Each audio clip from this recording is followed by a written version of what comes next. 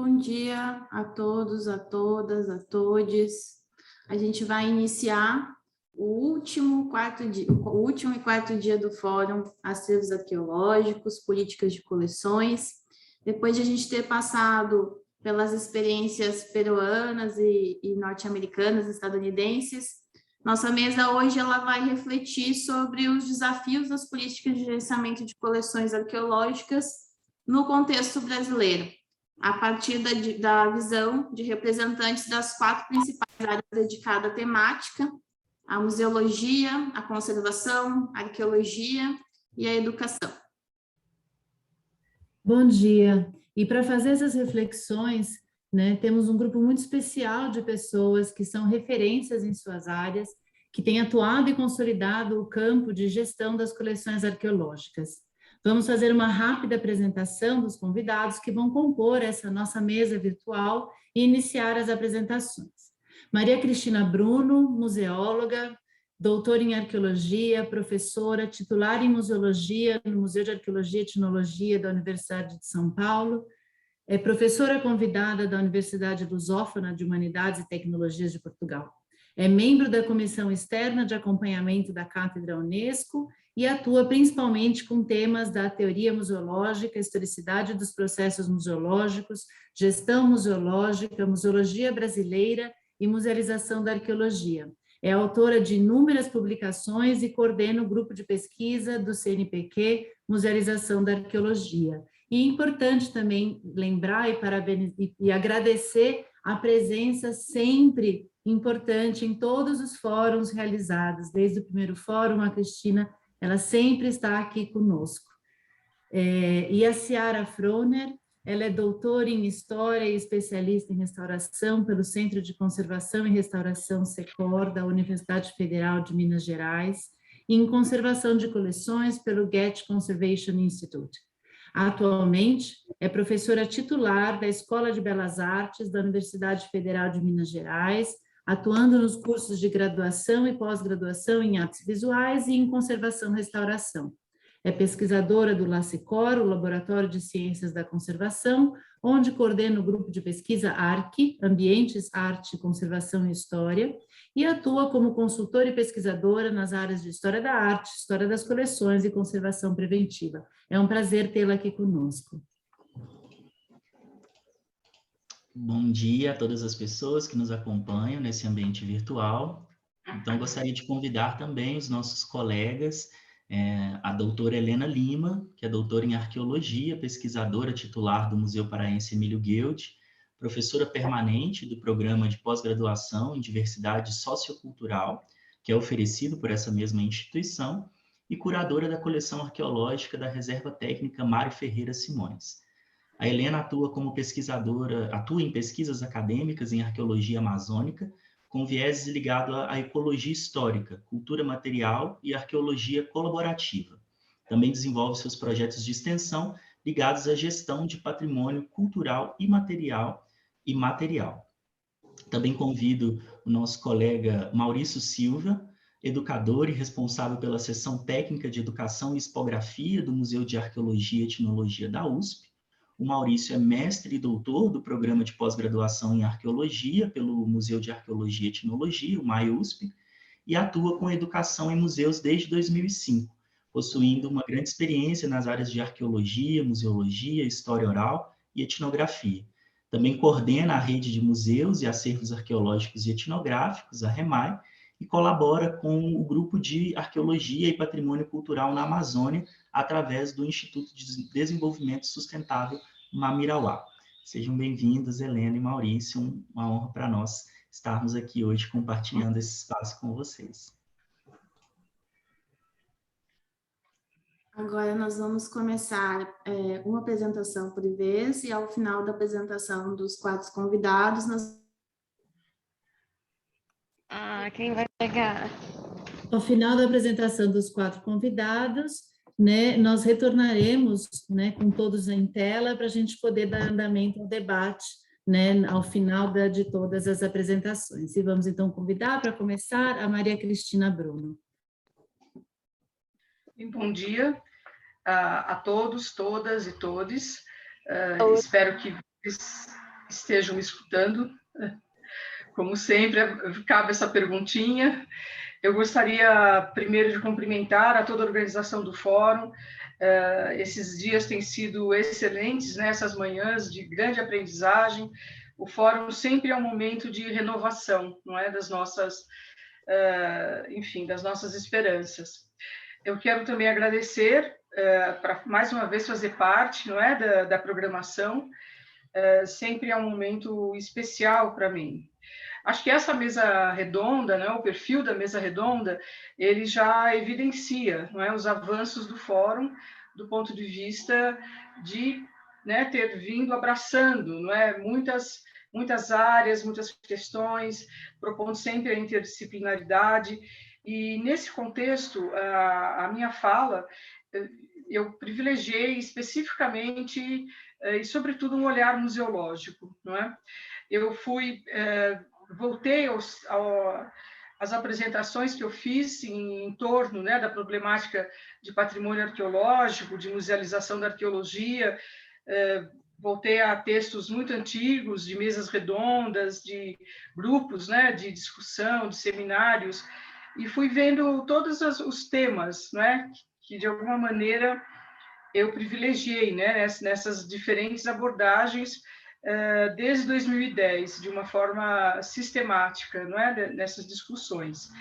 E, sobretudo, até acho que foi curioso, não é, entre aspas, eu voltei à minha última apresentação no fórum precedente, que foi em Minas, e eu terminei, justamente, né, a temática era gestão de acervos, quando eu frisei, então eu continuo reiterando, né, que para mim ainda são premissas, a importância, né, da implementação de políticas públicas para a questão, né, da gestão de acervos em 3 bases, né, principalmente, que planejamento, avaliação e desafios logísticos.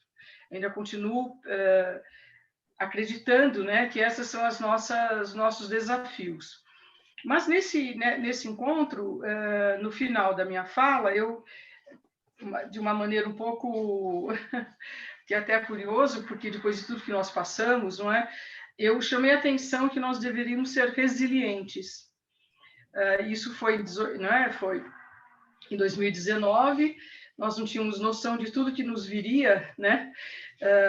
Pela frente, e naquele momento eu coloquei que ser resiliente era alguém que, ao passar por uma situação difícil, consegue fazer o que fazia antes, sem perder o seu foco. Então, eu queria retomar, não é, essa perspectiva, que eu acho que uma boa parte, não é, de que nós falamos nesses dias aqui, não é, a própria escolha, né, do temário está ligada a essa nossa tentativa de não perder o foco, apesar de tudo. No nosso caso, aqui no Brasil, não é, nós temos essa conjuntura, estamos inseridos nessa conjuntura mundial, mas também, sobretudo, numa conjuntura local, não é, do nosso país, dos problemas que nós temos enfrentado do ponto de vista da saúde, não é, da economia e, sobretudo, da política. Então, eu acho que para nós ser resiliente é a enésima potência, não é? Então, acho que nós estamos muito... não está sendo fácil, não é, não perder o foco. Dessa minha participação aqui hoje, eu gostaria de frisar 2 aspectos também, não é? Como eu me preparei e, ao mesmo tempo, eu gostaria de deixar uma mensagem que, no fundo, é o que eu entendo, hoje por hoje, que ainda são nossos desafios, não é? A forma como me preparei ao longo desses meses, não é? Eu acho que a metodologia do Fórum, de ter propiciado, né, essa grande possibilidade de nós atuarmos nos GTs, né, nos grupos de discussão, nos GDs, né, na verdade, os grupos de discussão, e eu participei, né, com enorme prazer do grupo 1, que discutiu, né, sobre a perspectiva da institucionalidade. Para mim foi muito impressionante que nas nossas reuniões isso foi me dando um grau de realidade, né, ainda muito, de uma realidade ainda muito pesada nas nossas instituições, né, instituições de diferentes portes, com problemas ainda muito crônicos, não é, no que diz respeito à gestão do patrimônio, a gestão dos bens arqueológicos, no fundo, a gestão do conhecimento sobre nós mesmos, não é? A partir da arqueologia. Então, isso me levou, né, e tem me levado a pensar que nós ainda temos alguns desafios, não é? Apesar de termos avançado muitíssimo. Um outro aspecto que eu queria mencionar também, que foi muito importante quando eu tive a oportunidade de participar com um grupo grande, né, que muitos estão aqui, na elaboração de um texto coletivo, que, né, por fim, saiu publicado na revista da SAB. Foi uma experiência única para mim. Eu nunca tinha participado de nada assim, com tantas mãos ao mesmo tempo, e fiquei muito... além de ter aprendido muito, né, eu fiquei muito impressionada com o olhar, né, e a atuação proativa das novas gerações de profissionais que giram, né, que nós todos estamos girando em torno da questão do olhar, né, da perspectiva, né, de preservacionista, da perspectiva social das nossas ações. Eu acho que essas duas variáveis, não é, a partir da perspectiva que temos que continuar, né, na resiliência, eu acho essas duas variáveis, por um lado, o choque de realidade das instituições, né, das nossas instituições, e, por outro lado, a identificação, que eu acho que eu posso dizer mesmo, né, de uma nova geração, que com certeza não é a minha geração, não é? É uma nova geração, extremamente bem preparada e muito proativa, e muito consciente, não é? De quais são realmente as nossas tarefas e os nossos desafios. Eu percebo que isso, ao longo das últimas décadas no Brasil, vem se alargando, não é? Essa capacidade de entender, enfim, o que nos toca, né? O que nos toca viver do ponto de vista profissional, buscar estratégias, não é? Buscar diálogos. Então, eu considero que isso é um lado, apesar da dura realidade ainda das nossas instituições, não é? Mas esse outro lado me deixa bastante animada mesmo. E eu estou falando isso, assim, para mim isso é muito concreto, não é assim só um devaneio ou mesmo uma forma de elogio, não é? É muito concreto mesmo. E não só esse texto, não é, que nós escrevemos, que eu, na verdade, tive uma pequena participação, mas todos os textos, né, que saíram nessa mesma publicação. Então, eu acho que são esses dois lados da balança, não é, que eu acho que ainda continuam, não é, de alguma maneira, nos levando a pensar em desafios. Então, especificamente, eu gostaria de pontuar, não é, dois grandes desafios que acho que ainda temos, né? Penso que ainda temos, e sobre os quais, ou a partir dessa uma certa conscientização, não é, sobre eles, que já existe, mas que ainda continuam como desafios, é que nós devemos atuar, e que esta mensagem, então, que eu gostaria de deixar nesta participação aqui nessa mesa redonda.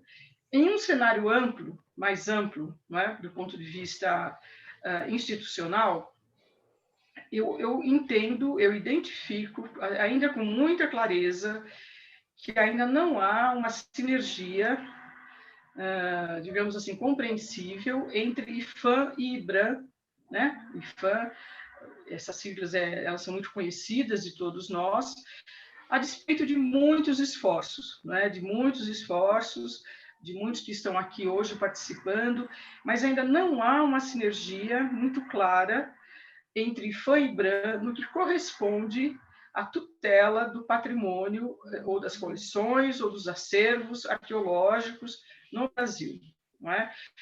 Nós acompanhamos dia a dia um esforço grande do IPHAN há muitos anos de ir refinando, não é, a legislação, que, né, gira em torno de muitos problemas, de muitas variáveis em relação aos acervos arqueológicos, que todos nós aqui sabemos, enfrentamos.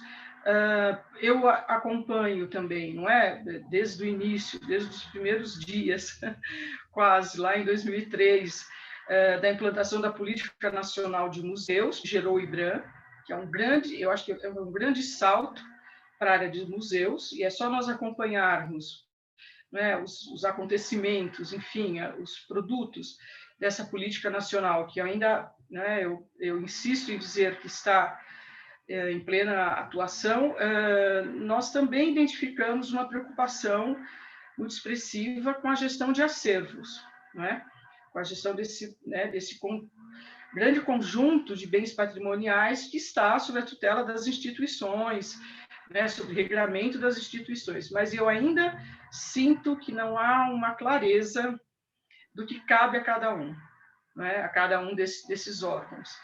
Então, com isso que eu quero dizer que, assim, que esse, para mim, ainda é um desafio. Talvez, no âmbito, né, mais amplo, esse âmbito, como estou chamando, né, esse cenário amplo, é ainda o nosso tema que precisa continuar nas nossas pautas, né, buscando refinamentos, aproximações. Isso, com certeza, passa também, né, por digamos, um tema correlato, mas muito focado no futuro também, que é o reforço nas formações profissionais, né, nas diversas áreas, muitas aqui representadas nessa mesa, nesta compreensão sobre a quem cabe a tutela sobre o acervo, sobre o patrimônio arqueológico brasileiro, de verdade, né? Aqueles acervos que estão nos museus, não é? Eles estão, uma pergunta, não é? Uma inquietação, eles estão sob regramento diferente, quer dizer, porque são coleções museológicas, enfim, acho que vocês me entendem, não é? O que eu estou querendo propor e colocar. Eu acho que nós ainda temos ainda impasses, não é? Nesse texto, então, nesse contexto, aliás, isso seria o que eu destacaria como grande desafio do ponto de vista museológico, não é? Quando a gente pensa num cenário mais amplo. Isso vinculado, né, eu reitero, a também, enfim, todo um detalhamento, todo um olhar, né, mais atento às formações profissionais que nós também assistimos nos últimos anos, uma grande expansão, não é?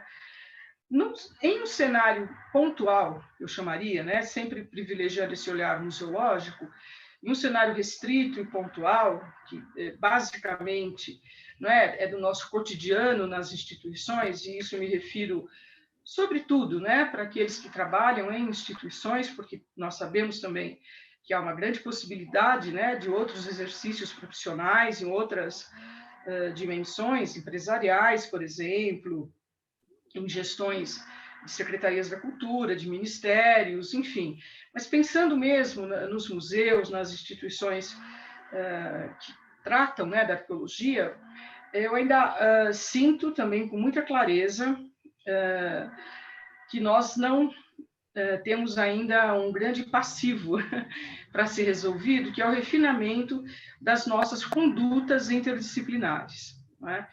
Eu penso que nós passamos, né, com muita ênfase e de forma necessária e muito importante para trabalhos colaborativos, trabalhos compartilhados. Nós assistimos, né, mesmo aqui nesses dias, algumas experiências nesse sentido, mas eu ainda identifico uma dificuldade muito grande de entender o que cabe a quem, quando nós estamos trabalhando num grupo interdisciplinar, quando a nossa instituição exige, né, essas condutas transversais, mais refinadas. Então, eu vejo isso ainda, e falo isso a partir do próprio MAI, não é, onde eu trabalho, mas identifico isso em muitas outras instituições. E, para mim, eu considero que falta, talvez, ainda para nós encontrarmos, né, onde está o eixo dessa cumplicidade, né, porque eu chamaria mesmo uma cumplicidade, para a construção, né, das diferentes ações que as instituições museológicas precisam cumprir. Pode ser que isso seja uma falta nas nossas formações, né, que não aprendemos como trabalhar. É muito fácil falar em interdisciplinaridade, é muito difícil, não é, praticar, isso sempre nós já ouvimos muitas vezes, mas eu acho que ainda falta mesmo descobrir, né, o eixo dessa cumplicidade. E, para mim, o melhor exemplo que eu daria, né, que para mim sempre reaparece, no caso específico da arqueologia, que são sempre aquelas dúvidas no sentido, bom, eu vou dar apenas como exemplo, tá? Porque isso não é a única instância. Bom, a documentação. A quem cabe a documentação? Quem gerencia a documentação? Como há uma diferença? Então, para mim é um exemplo, no nosso caso, né, da arqueologia, para mim é um exemplo clássico, não é? Dessa dificuldade, mas isso não é, enfim, não é uma questão de culpados, não é? Evidentemente que existem idiosincrasias que a gente ainda não conseguiu superar e acho que valeria a pena colocá-la, né, também no circuito dos desafios, não é? Então, acho que esses são os dois pontos que eu destacaria como desafios, né, no cenário mais amplo e no cenário mais restrito dessa minha fala. E gostaria de terminar reiterando, né, uma questão que para nós está na base, né, do que hoje eu acho que nós identificamos como uma linha de pesquisa, musealização da arqueologia, não é? Já com muitos trabalhos produzidos, já inclusive várias gerações, né, integradas, que acho que quando nós pensamos em musealização da arqueologia, nós com certeza pensamos no eixo da musealidade, não é? E no caso aqui da musealidade ativada, né, ou despertada pelos bens arqueológicos, pelo nosso passado, não é? E sempre nós temos, ou melhor, não podemos esquecer, não é, que quando falamos em musealização da arqueologia, estamos falando sempre num conjunto de circunstâncias e procedimentos. Então, as circunstâncias, né, pontuais das nossas instituições, das nossas pesquisas, da nossa região, do nosso país, enfim, não é, do nosso tempo, elas são preponderantes nas pesquisas, nas nossas ações. E nós também não podemos esquecer de procedimentos, não é, técnicos, científicos, de regramentos, de atenção em todos os níveis. Então, musealização da arqueologia, eu acho que é o equilíbrio, né, dessas duas, quando nós conseguimos, não é, nos colocar entre esses dois caminhos, né, de entender as circunstâncias, agir sobre elas e aplicar procedimentos, não é, e agir a partir de procedimentos técnicos científicos pré-estabelecidos, né? E para deixar uma palavra, como eu deixei no fórum anterior, né, de resiliência, que nós ainda vamos usar muito, não é? Mas eu gostaria de deixar a palavra esperançar, não é? Que todos nós conhecemos. Eu acho que quando nós, obviamente, pensamos no Paulo Freire, não é? Quando pensamos nessa palavra que nos é tão cara, não é? Mas eu acho que ela nos dá também uma noção de que há um futuro a ser trabalhado, não é? E esse futuro, ele, no nosso caso aqui e dessa mesa, ele vai ser trabalhado no enfrentamento dos desafios. Eu gostaria de deixar como a minha contribuição aqui nesse momento que a gente não perca, não é, de prisma, esperançar. E, bom, fico à disposição para eventuais perguntas depois e reitero meus cumprimentos e agradecimentos e o prazer de compartilhar essa mesa com esses colegas todos aí, queridos. Muito obrigada. Muito obrigada, Cristina, muito obrigada. E vou passar a palavra diretamente para a Yaciara Froner. Bom, para mim é um prazer estar aqui, também uma honra. Eu acho que eu vou fazer um caminho um pouquinho inverso da Cristina, e isso é o legal da diversidade. Vocês estão vendo a tela que eu compartilhei? Sim, ela não está em modo apresentação, mas estamos vendo. Então, tá bom. E aí o caminho inverso que eu estou propondo, eu acho que eu concordo plenamente com a Cristina. Eu estou para aposentar daqui a 2 anos, então a preparação de saída da gente das instituições são complexas, mas eu acho que são as novas gerações que vão ter que enfrentar uma série de questões e num contexto tanto nacional quanto internacional complexo, que é o contexto das mudanças climáticas, que é o contexto de políticas equivocadas, muitas vezes, na área da memória, mas eu acho que a gente está vivendo assim, mudanças paradigmáticas que são muito importantes. E por que eu estou falando que eu estou fazendo o caminho inverso da Cristina? É porque eu trouxe aqui para a apresentação um pouco da minha experiência, um pouco das minhas pesquisas. Eu fui bolsista de pós-doutorado no ICROM, e esse ano que eu passei lá nos arquivos do ICROM, para mim foi um ano importante. Eu aprendi muito mais sobre a história da conservação, das práticas de gestão do patrimônio, do que uma vida inteira dando aula. E o que eu trouxe um pouco para vocês é esse olhar para o passado, né? A longa duração da discussão sobre a gestão do patrimônio, para que esse futuro seja construído com bases sólidas de conhecimento. Eu acho que o mais complicado para a gente achar que a gente está inventando a roda. E eu acho que assim, há um volume de informações produzidos no campo do patrimônio, no campo da gestão, no campo da gestão de museus, no campo da gestão arqueológica, que precisam ser conhecidos, aprimorados, aprendidos para os desafios que estão nesse momento. O desafio do futuro é o desafio do presente. Eu acho que nós temos muitos desafios, e eu acho que esse olhar do que tem sido construído, ele é muito importante.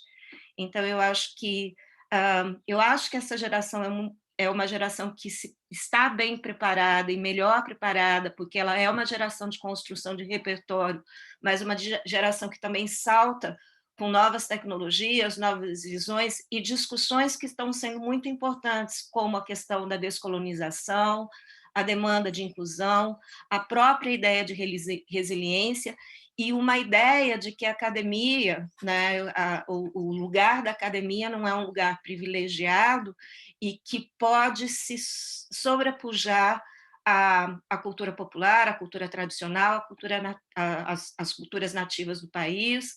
Então, eu acho que a gente está num momento muito, muito importante.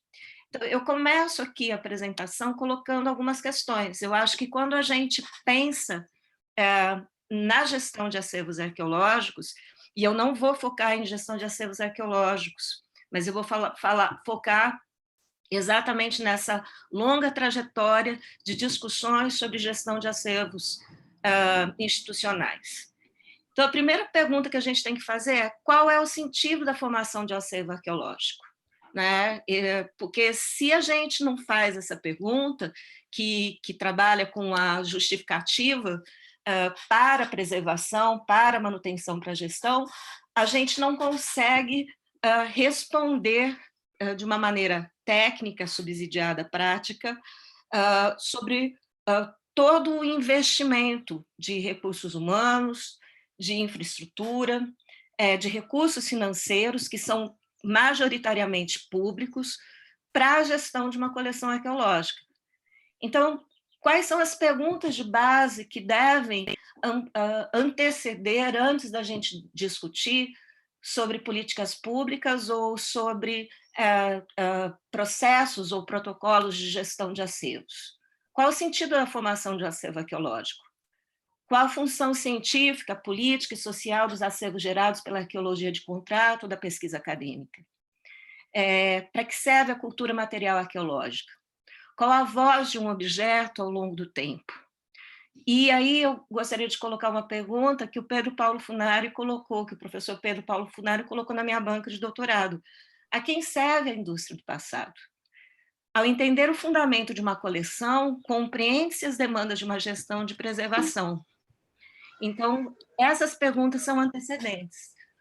Por outro lado, ao pensar a gestão, exatamente o que eu estou trazendo aqui como contribuição, que eu vejo como contribuição, é preciso entender que esse debate ele existe em um contexto de longa duração. E eu vou pegar um gancho na fala da professora Cristina, que é exatamente nos anos 30, pós-Primeira Guerra Mundial, e que é meu objeto de estudo, há uma ideia que apenas a cooperação pode contribuir para o crescimento em relação à cultura, à ciência e à educação.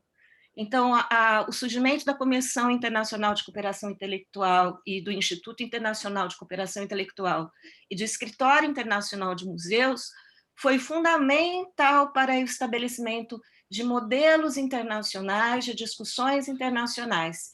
E aqui, essa mesa, apesar de focar o contexto brasileiro, é preciso entender esse elástico, que os contextos nacionais eles são definidores de políticas internacionais, e o contexto internacional também é definidor dos contextos nacionais de política.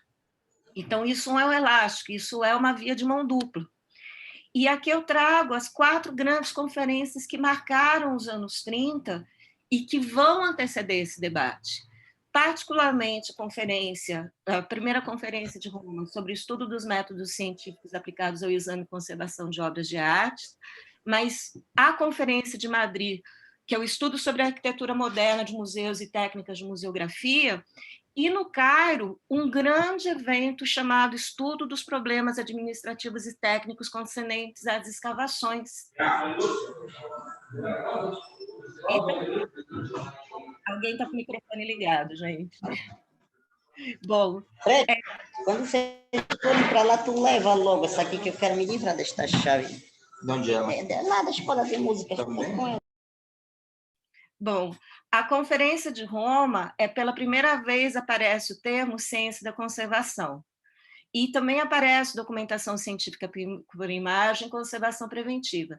Esse encontro de Roma, ele reuniu especialistas de inúmeras áreas, desde a área de história da arte até da área de arqueologia, né? Desde gestores públicos até coordenadores de laboratórios. Mas eu gostaria de pontuar um documento, dois artigos que foram produzidos nesse documento, que é a Arquitetura e Gestão de Museus de Artes, e Museografia de Museus de Artes, que são 2 textos que foram produzidos, um que é a Organização dos Depósitos, Reservas e Coleções de Estudos, que foi feito pelo professor Opresco, que era diretor do Museu de Viena, e o outro, Problemas Relacionados ao Crescimento de Coleções, que foi pelo professor Six, que era coordenador do setor arqueológico do Museu de Praga. O que é importante esses 2 textos? Eles já pontuam questões para nós que são extremamente importantes. Para que existe uma reserva técnica ou um depósito? E aqui ele já coloca que é exatamente um espaço de coleções de estudo. A justificativa de uma reserva técnica é que é um acervo que vai perdurar ao longo do tempo, propiciando estudos, porque um acervo, uma interpretação de um determinado acervo, ele não morre ao longo do tempo, ele não é engessado, ele não é congelado a partir de uma visão única. Mas exatamente a voz de um acervo é a nossa capacidade de uma geração para outra, ter novos equipamentos, novas metodologias e novas questões que podem ser respondidas por esse acervo.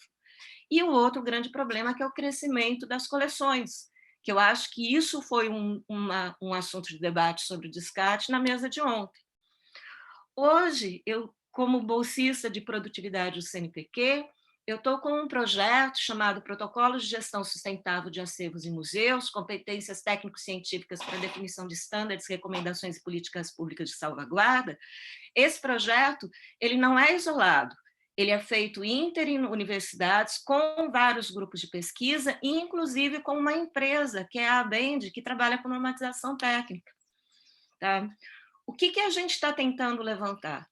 Exatamente entender que essa documentação que nos antecede nos dá subsídio para criar alguns protocolos que não sejam engessados, porque até mesmo esses protocolos eles vão mudar ao longo do tempo, porque as demandas mudam, as visões de acervo mudam, e as tecnologias de documentação, de acesso, de organização, tudo isso é constantemente modificado, porque esse é o processo de construção do conhecimento.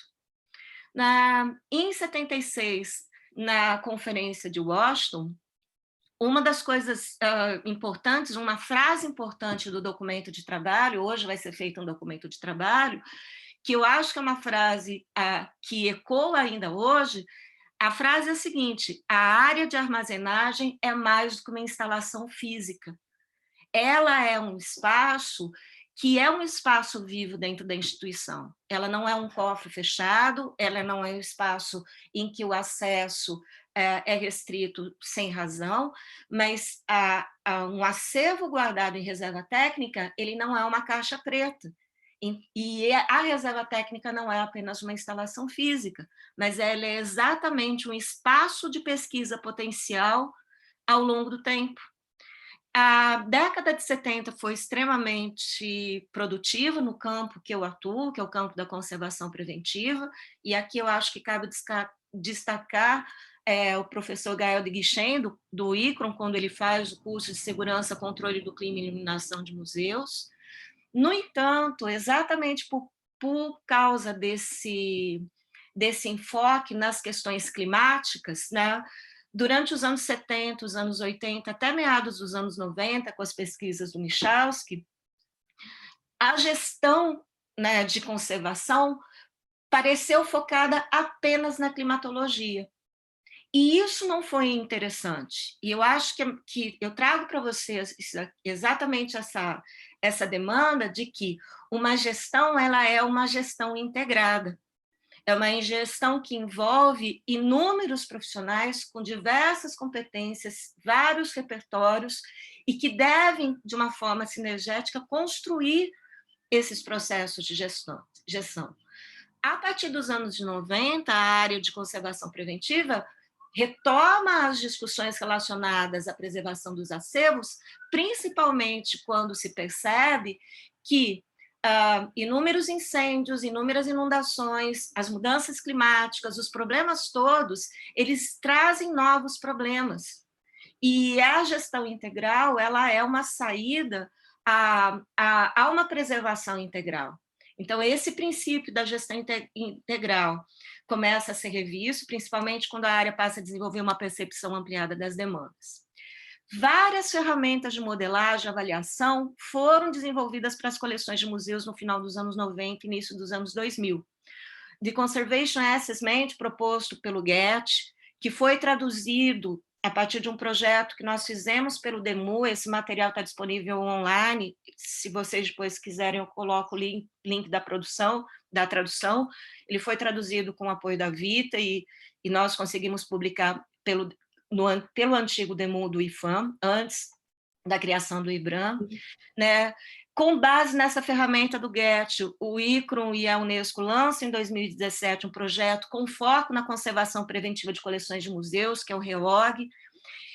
No Reino Unido, em 2002, tem o Benchmarks Marks for Collections Care, e que foi traduzido aqui no Brasil, em São Paulo, né, com o Spectrum 4.0, que é o padrão para gestões de coleções de museus do Reino Unido.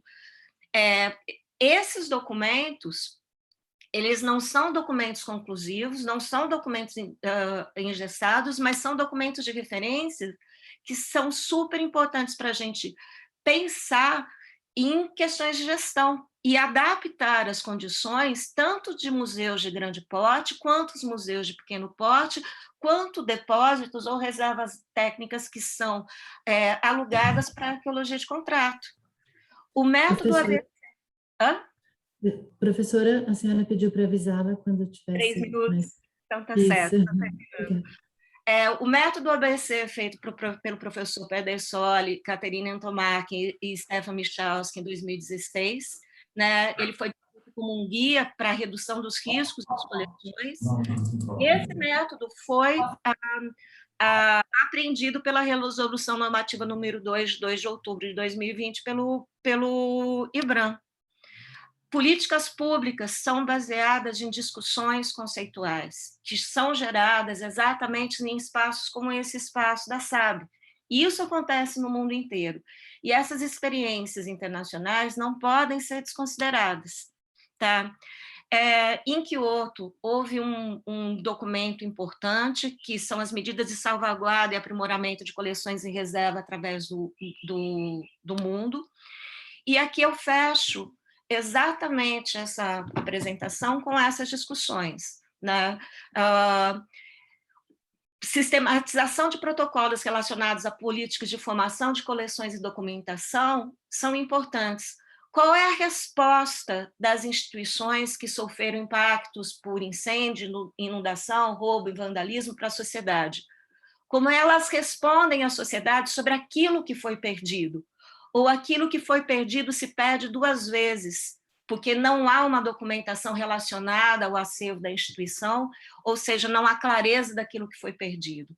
Como sistematizar protocolos relacionados a políticas de organização física de acervos e montagem de exposição.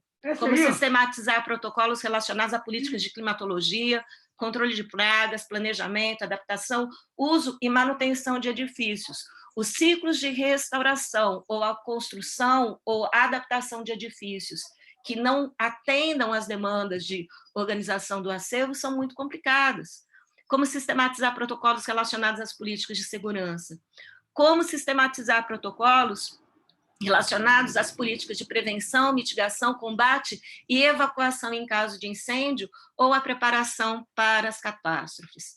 Eu acho que essas questões, elas são questões operacionais e técnicas importantes que precisam ser vistas.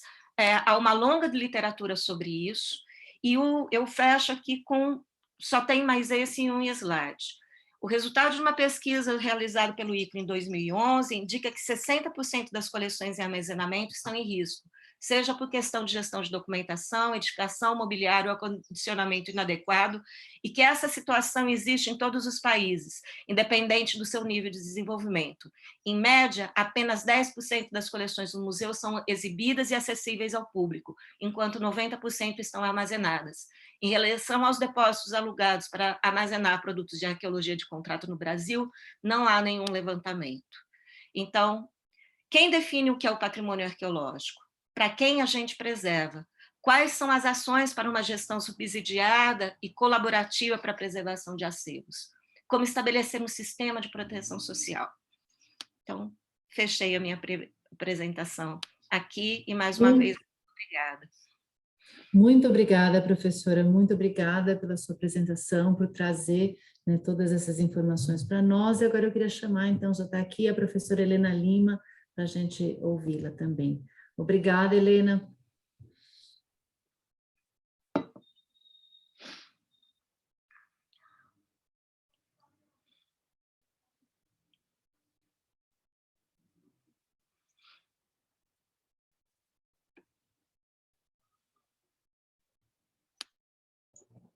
Oi, vocês me ouvem agora? Sim. Sim. Tá.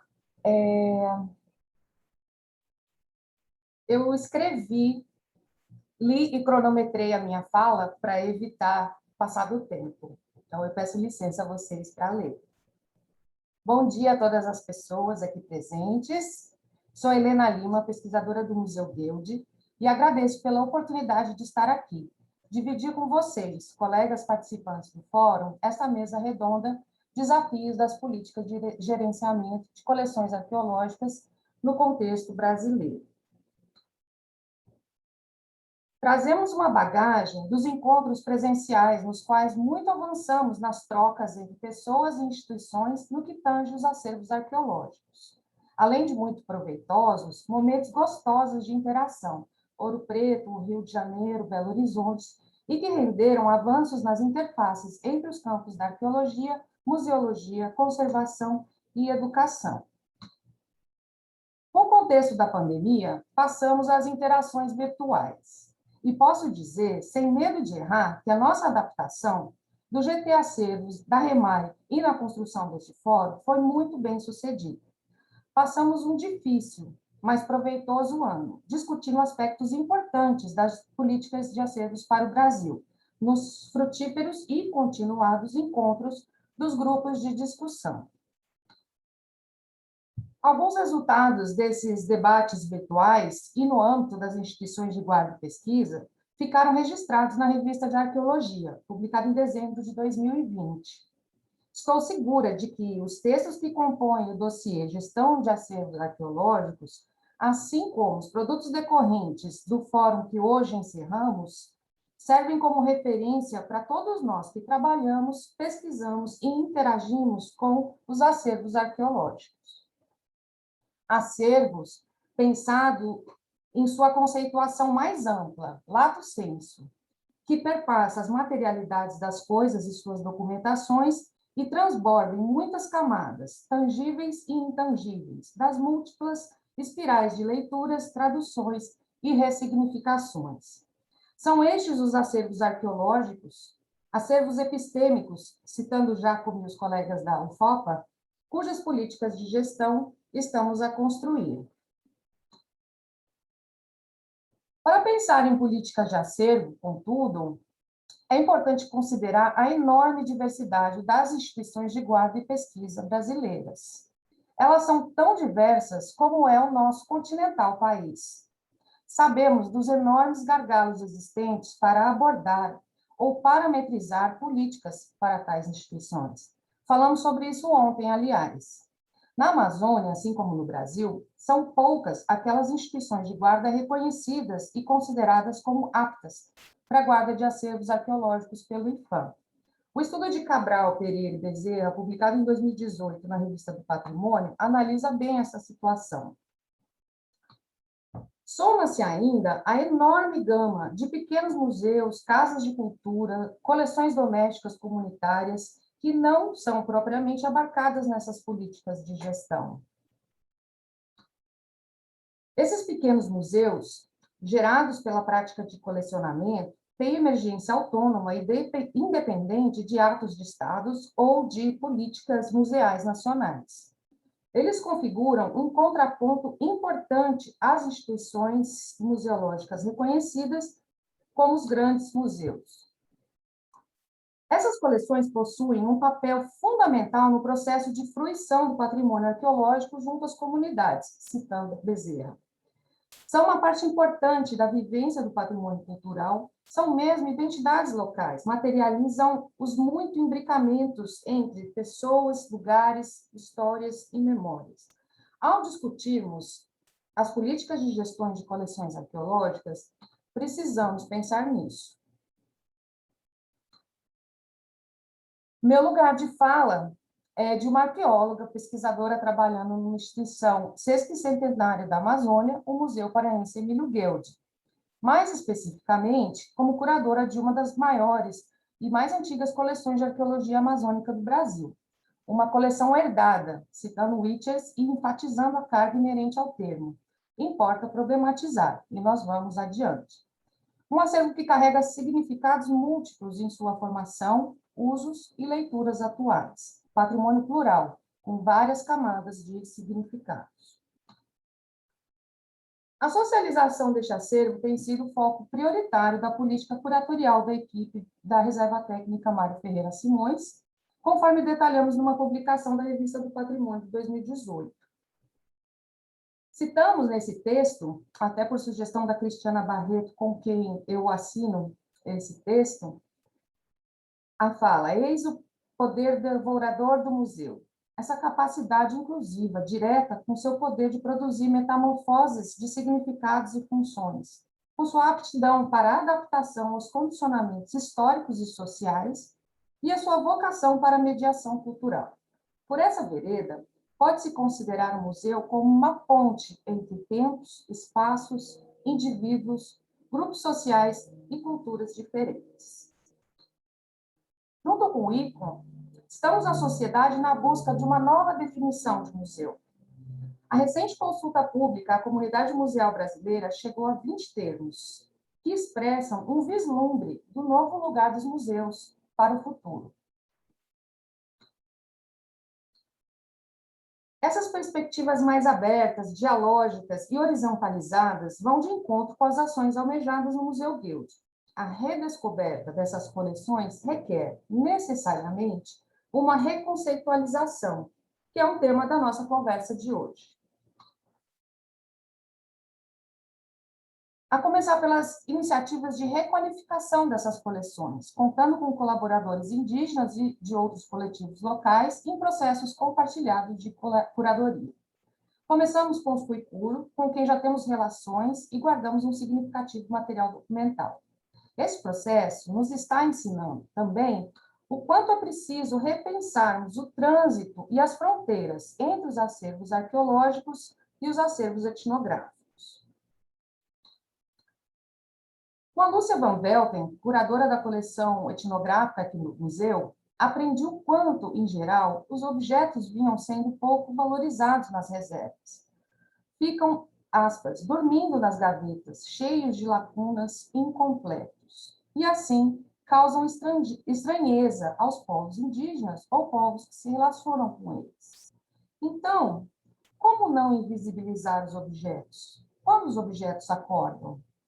A redescoberta dos objetos, aqui no Museu Guild, oportuniza novas formas de pensar a organização do acervo dentro de uma nova política, cujos princípios norteadores elencarei adiante. O planejamento estratégico do Museu Guild em vigência prioriza as coleções de laboratórios com grande investimento na elaboração e aprovação de projetos para a melhoria de infraestrutura e segurança física, assim como da gestão, extroversão e segurança digital dos acervos da instituição como um todo. Na arqueologia, a mudança de mobiliário, aquisição de itens de segurança e criação de um novo espaço de reserva técnica anexo à existente amplia agora a capacidade de guarda e agrega muitas potencialidades. Isso significou a movimentação integral das coleções, um trabalho extremamente complexo e delicado que, infelizmente, não cabe aqui nessa apresentação. As ações envolvidas em tal processo têm nos permitido colocar em prática novas possibilidades de pensar a espacialidade, as conexões e reconexões entre coleções, bem como ressituar o lugar dessas coleções junto à sociedade. Esclareço que a nossa política de acervo ainda está em construção, mas vemos o quanto ela é importante para nos guiar nas nossas ações cotidianas na coleção, sobretudo, mas não somente, em momentos de grandes transformações, como é o nosso caso aqui em Belém. O nosso dia a dia na curadoria é permeado por decisões de várias ordens e naturezas que tomamos o tempo todo. Uma política com protocolos estabelecidos, com fluxos e processos bem mapeados e diálogo constante entre a equipe e colaboradores permitem que as nossas decisões sejam melhor informadas. Destaco agora 5 diretrizes de nossa política de acervo que têm nos orientado nessas ações. 1. Tornar a curadoria um campo de pesquisa e ação, na produção de conhecimento sobre acervos arqueológicos em processos colaborativos e compartilhados. Fomentar e desenvolver pesquisa na interface entre os campos da arqueologia, museologia, conservação e educação. 2. Recontextualizar peças e coleções que foram historicamente individualizadas na reserva, com vistas a acordar os objetos a novas possibilidades de leitura. O artigo em tela é um projeto de iniciação científica do Lucas Mello, aluno de museologia da UFPA, que foi recentemente premiado no PIBIC aqui do museu. Reconectar os acervos documentais e tridimensionais, evidenciando assim as suas potencialidades de leituras e construir histórias de vida, de pessoas e de objetos a partir do acervo. Esse texto de Marcele Rolim, sobre a história de vida de uma Una Marajoara, é bastante significativo nesse aspecto. Documentar as ações na reserva técnica, inclusive os processos de ressignificação por diferentes públicos. Lembrando, como discutimos no GV2, que também os registros passam por significações e ressignificações. As experiências do projeto Replicando o Passado, que já tive a oportunidade de apresentar em outras ocasiões, têm nos mostrado isso. E 5, socializar e disponibilizar acervos, inclusive mas não somente por meio de réplicas artesanais, digitais e por impressão 3D. Vários países estão mostrando uma crescente sensibilidade para questões envolvendo tráfico e repatriação de bens culturais. Aqui no Museu Guild, nos envolvemos e temos acompanhado algumas dessas iniciativas. Observo que pressupostos diferentes permeiam essas questões, essas ações de repatriação, de restituição, inclusive digital, por meio de réplicas. Nos parece clara, latente mesmo, a necessidade de definirmos melhor a ideia de repatriação e discutirmos formas de pensar tais restituições, bem como nas demais políticas de acesso, trânsito e devolução. Isso nos traz de volta a um questionamento que eu trouxe no início dessa conversa, que é buscar as formas mais efetivas de conexão com iniciativas locais de colecionamento, tão espalhadas em todo o território nacional. Conseguiremos construir formas mais sensíveis e engajadas de gestão? Vamos construir essas parcerias? Muito mais profundamente, fica a questão, afinal, quem tem direito à coleção arqueológica? Isso é pensar como podemos nos alinhar a anseios outros, de outros grupos, de outros coletivos, na musealização e gestão do patrimônio arqueológico. Se a nossa legislação patrimonial brasileira precisa de avanços, e ela precisa, a nossa ética e práticas profissionais não devem precisar. O sagrado, culturalmente sensível, as formas de representação e de autorrepresentação devem ser, para nós, um guia. E sabemos, para isso, o diálogo intercultural deve prevalecer. Deve prevalecer para que, de fato, dialoguem com perspectivas femininas, indígenas, negras, quilombolas e de outros povos não ocidentais com os quais os acervos estão relacionados. Cito aqui novamente Jacome 2020. As políticas de acervo, junto com o que eu tenho chamado de arqueologia sensível, não recaem sobre os objetos, coleções, é sobre as pessoas, sobre os povos, coletivos, comunidades. O atual contexto de retrocessos nas políticas culturais, científicas, ambientais, etc., acentua ainda mais uma realidade compartilhada por muitas, se não todas, as instituições de guarda brasileiras, sucateando e agravando ainda mais a carência de recursos humanos. Para não nos afogarmos ou pararmos por completo, a associação com instituições de ensino e parceria com comunidades viabiliza a formação de jovens estudantes e fomenta a pesquisa nos acervos. Ressalto também a importância de trabalharmos em rede. Isso nos permite somar esforços e vemos com este fórum o quanto nos fortalecemos com essas trocas. Importa destacar, são pessoas e não vasos sozinhos que fazem o museu. Agradeço a vocês pela atenção e a nossa equipe de curadoria, envolvendo técnicos, bolsistas e muitos voluntários aqui na Reserva Técnica. Obrigada. Obrigada, Helena, por essa apresentação incrível, trazendo esses projetos incríveis, né, que vocês têm desenvolvido durante todos esses anos no museu. Muito obrigada. E chamo agora para a apresentação o Maurício André Silva. Vamos direto, para não perdermos tempo. Obrigado, Silvia. Obrigada a todos e todas e todes. É com muito prazer que eu componho, né, e faço parte dessa mesa. Eu vou compartilhar a minha tela. Apareceu para vocês? Ok, né? Vou colocar modo tela cheia. Vamos lá.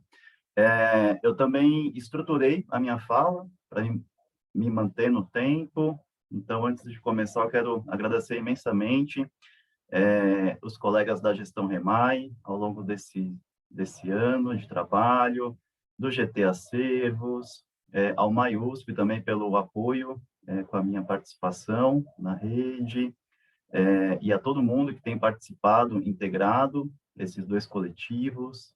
Nesse momento pandêmico, a gente pôde diminuir as distâncias e também nos fortalecer dentro desse momento tão difícil da vida, em vários aspectos, e estar em rede com vocês, eu acho que foi muito importante, né? Para a gente caminhar junto, se fortalecer e procurar um sentido na vida e olhar para o futuro e uma saída para esse futuro que a gente está vivendo, né?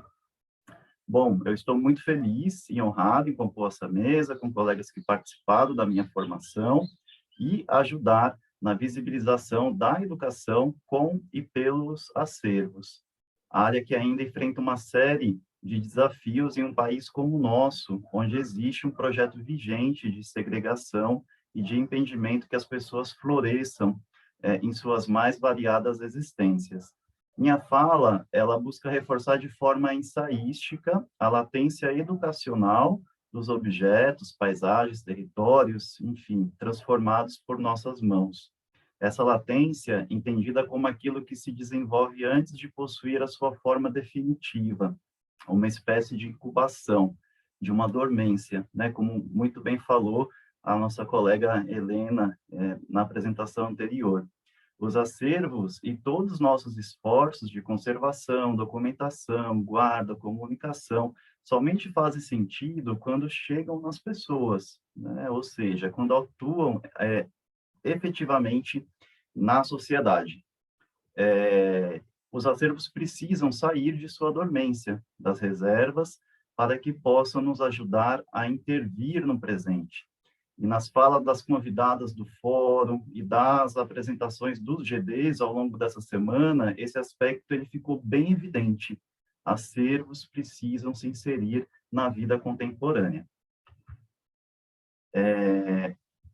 Como profissional de um museu universitário, eu me tornei arqueólogo no chão de fábrica dos museus, atendendo todos os tipos de públicos e na posição privilegiada de mediador, como aquele que está no entre mundos, entre os ecos do passado e presente, materializados por meio dos acervos, entre os olhares das pessoas e comunidades, carregados de seus repertórios específicos, inseridos nas políticas institucionais e na posição privilegiada de educador, né, com a sua capacidade de ouvir.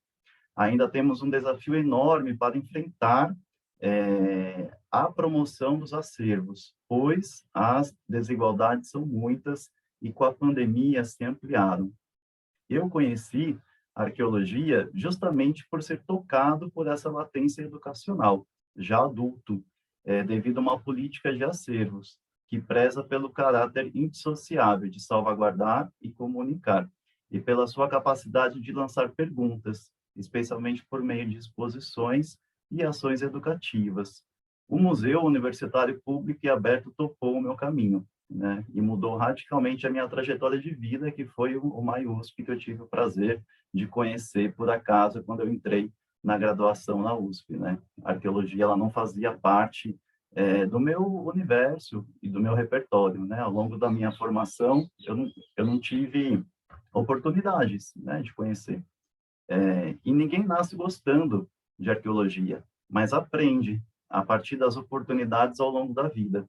E nós não queremos que todo mundo goste de arqueologia, né? Ou que a pessoa assuma essa profissão, mas que a arqueologia ela possa ser um meio e não um fim em si mesma, para que mais diferenças possam ser produzidas. E queremos que as pessoas tenham acesso para conhecer e poder ter o direito de elaborar suas próprias opiniões em um território democrático, pois sabemos que no contexto atual do país, a opinião não pode ferir direitos e garantias do convívio com a diferença. O potencial educacional dos acervos é infinito, pois entendo que essa abordagem está em tudo que fazemos. Independente se você é um profissional da arqueologia de contrato, acadêmica, da gestão, realiza seu trabalho prioritariamente nos laboratórios, interpretando os dados, ou em conjunto com diferentes segmentos sociais, né? Independente da sua posição dentro da arqueologia, nosso trabalho ele tem uma perspectiva educacional. E por quê? Né? Essa perspectiva está em tudo em que fazemos. E boa parte das respostas, elas serão porque eu quero contar histórias. né? Especialmente aquelas que foram apagadas e silenciadas. Logo, temos um compromisso imenso para produzir e fazer emergir essas histórias e ecoarem elas com e pelas pessoas. Isso ocorre principalmente porque o patrimônio arqueológico produzido pelas pesquisas, produzidos por nós, é um bem comum e se insere na vida sociocultural de muitas formas. E o papel da ciência é justamente garantir a qualidade de vida e justiça social, né? Na pandemia, isso tem ficado muito claro para nós, a importância da ciência na sociedade, né? O quanto que a ciência pode intervir, né? E atuar na nossa vida. Atualmente também temos cada vez mais entendido que não são somente as pesquisas e especialistas que inserem patrimônio, chamado patrimônio arqueológico, na dimensão da vida. Os objetos, antes de serem patrimônio arqueológico, podem estar organizados em coleções, formadas nos mais diferentes lugares do país, por exemplo, que nos encantam pela forma que fazem parte da vida dessas pessoas e também pela potência de como ajudam a produzir histórias relacionadas às vidas, né? Ou seja, antes de serem um bem da União, compõem os elos mais íntimos do pertencimento. Os nossos 3 dias de encontros do Fórum reforçaram muito bem esse aspecto, e eu acredito que temos um consenso, né, sobre esse novo fazer arqueológico no século XXI, né, pois nunca estivemos sós, e isso fica muito claro no fazer científico. E nesse sentido, o nosso desafio está em nossa capacidade de escutar essas apropriações, né? Então, como essas formas de interpretar o mundo podem nos ajudar a elaborar políticas de acervos que já nascem imersas em seu potencial educacional? Segundo Marilena Chauí, em um vídeo muito interessante que está na internet, vocês podem procurar pelo link, é bem curtinho também, muito didático, ela comenta que intelectuais de esquerda e de direita, em um país com uma democracia frágil, possuem uma postura autoritária de querer elevar a consciência e outras benesses para as populações. E o nosso desafio é justamente o contrário, né? Como ela diz, o outro já é uma consciência. E eu tenho que ouvir como essa consciência pensa, o que ela tem para dizer e como ela organiza o mundo. Sou eu que aprendo trabalhando com ela, né? Isso eu acredito que para nós também já é um consenso. Talvez o nosso desafio é como potencializamos essa percepção dessas consciências a partir das nossas metodologias, instituições, desses trabalhos colaborativos, desses lugares que cada um de nós desempenhamos dentro das instituições, como muito bem colocou a Cristina Bruno, né? Onde que fica, onde que começa a área de um, termina de outro, e como a gente consegue, de fato, atuar de forma conjunta, né? Para justamente potencializar essas consciências. Mas também não podemos esquecer que os movimentos reacionários e que buscam achatar a vida em uma única perspectiva também nos demandam ouvir. Mas a gente precisa se posicionar e defender os espaços de diálogo e circulação de ideias. Não podemos abrir mão para o negacionismo, né, e para a intolerância. Então, também esse ouvir e essas consciências têm um limite, né? E é esse limite do espaço da democracia. A partir do momento que fere isso, a gente precisa se posicionar, né? E nesse sentido, o que se torna urgente como política para o campo dos acervos arqueológicos é garantirmos que essas escutas também possam ser documentadas de diversas formas, né? E exercitar a criatividade de nossa prática em conjunto com as pessoas, assim como buscamos preservar a materialidade dos acervos. Documentar não somente para guardar em nossas reservas e bancos de dados, mas que essas visões possam principalmente estremecer as nossas instituições e nos ensinar outras formas de contar, como já estamos vendo em muitos museus comunitários espalhados pelo país. Muitas vezes, nós que nos aventuramos por buscar o sentido social do que fazemos na arqueologia, temos que carregar o desafio de um corpo científico que é lido de muitas formas, menos como de arqueólogos e arqueólogas, né? Então, isso eu percebo muito bem, assim. Então, às vezes, as pessoas sempre me colocam em vários lugares. Ah, você é museólogo, você é educador patrimonial, você é arqueólogo. Arqueólogo um pouco menos, assim. As pessoas me leem mais como educador. E isso me chama muito atenção, assim, porque eu entendo meu trabalho também totalmente imerso dentro da arqueologia, né? Claro, dentro dessa interdisciplinaridade com as outras áreas, mas isso eu acho que informa muito a maneira como a arqueologia se pensa.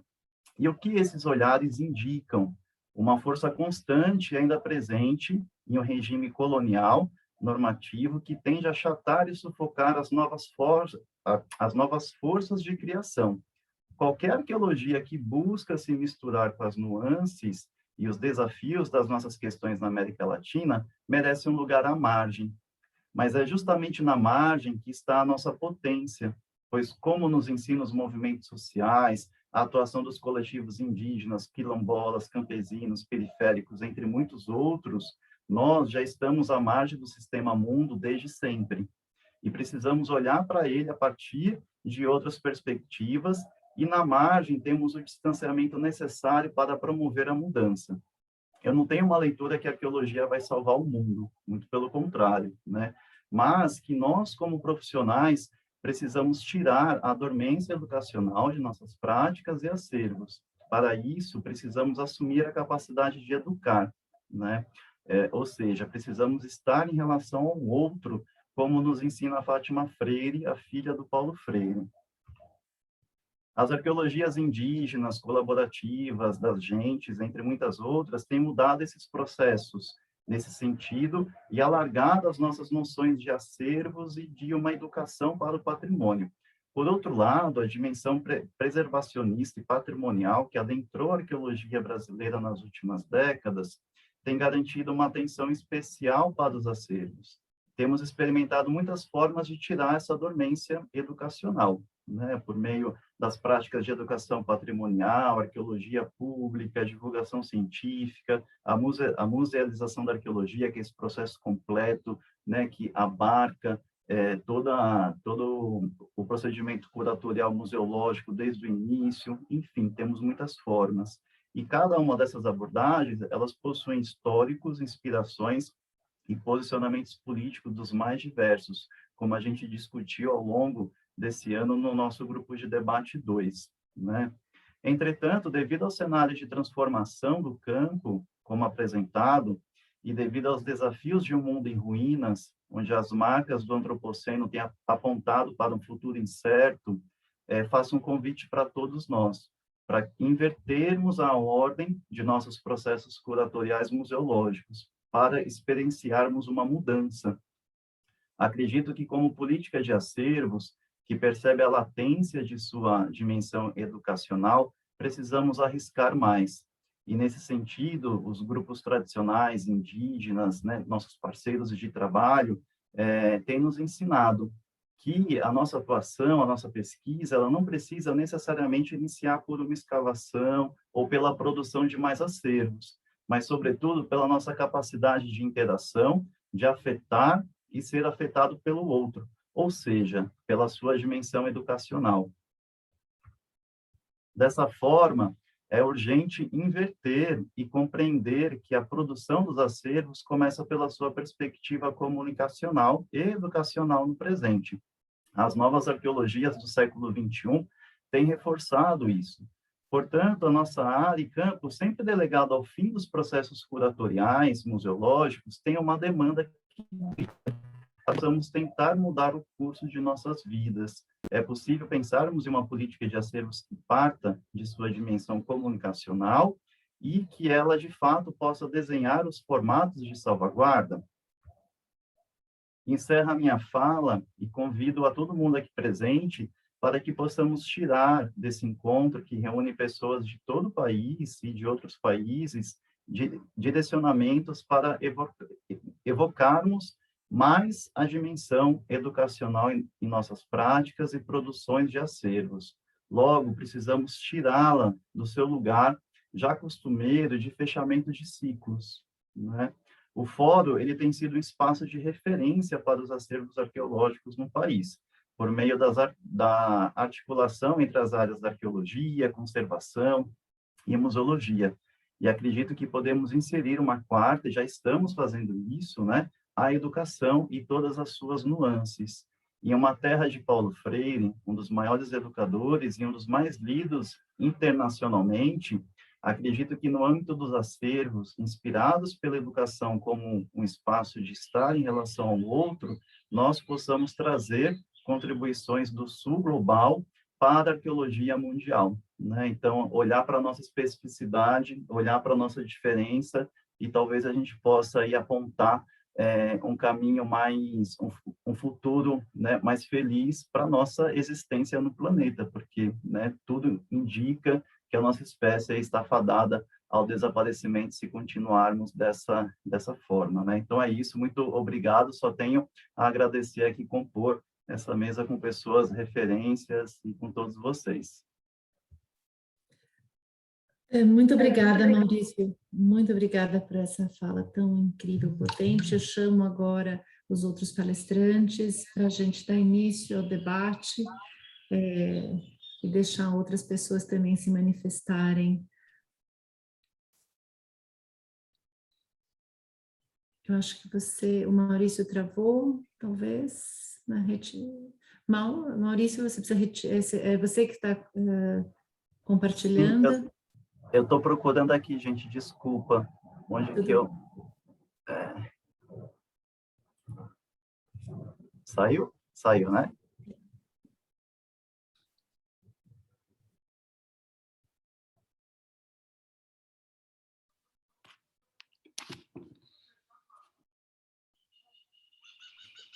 Está aberto para perguntas, o chat também, quem quiser se inscrever para falar, é só colocar a sua inscrição no chat, que a gente consegue trazer aqui para a fala, né? Mas eu vou deixar aberto, então, para os próprios palestrantes, para eles, enfim, iniciarem, aquecerem esse debate, talvez, né, trocando, né, impressões e percepções entre as diferentes falas entre eles. Venham para a mesa, colegas. Não me deixem aqui sozinha, não. Eu queria só falar uma coisa que a Cristina colocou, quando ela falou assim, de quem é a competência? Quando a gente trabalha numa instituição grande e que a gente tem a oportunidade de ter vários profissionais, né, a gente consegue ter as formações específicas. Mas eu acho que uma coisa que a Helena e o Maurício trouxeram, que é muito importante, é que a realidade do Brasil ela é muito diversa. Eu tive na aldeia do CP, Helena, lá na aldeia Ipacê, lá com a comunidade Cuicuro. Eu fiz um projeto, coordenei um projeto de doutorado. E uma das coisas que o pessoal da aldeia, o CP, ele é um dos líderes comunitários, professor de matemática lá, junto com o Ibenê, né? Uma das coisas que eles pediram você não faz uma reserva técnica aqui para a gente guardar as coisas de importância? Então, assim, na aldeia não vai ter museólogo, conservador, documentalista, né? Então, assim, a questão é como a gente instrumentaliza as pessoas para fazerem o melhor nos seus contextos específicos com aquilo que são as premissas básicas para uma gestão de acervo. Então, eu acho que a gente tem que entender essas realidades. Uma vez eu briguei com o Paulo Albieri sobre a documentação, ele falou, não, a competência da documentação é do documentalista. Eu falei, não, a competência da documentação é de quem está disponível para fazer. Eu acho que as coisas a gente tem que pegar os repertórios, treinar as pessoas, mas eu só, assim, eu acho legal isso, porque até mesmo essas disputas de espaços, elas são muito nocivas. Na verdade, quanto mais a gente entender que os espaços são compartilhados e que as formações são ampliadas, eu acho que isso é importante. Mas adorei ver o CP na sua fala, Helena.